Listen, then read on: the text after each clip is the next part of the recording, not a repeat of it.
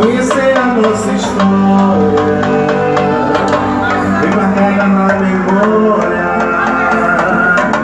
do país que Deus abençoou.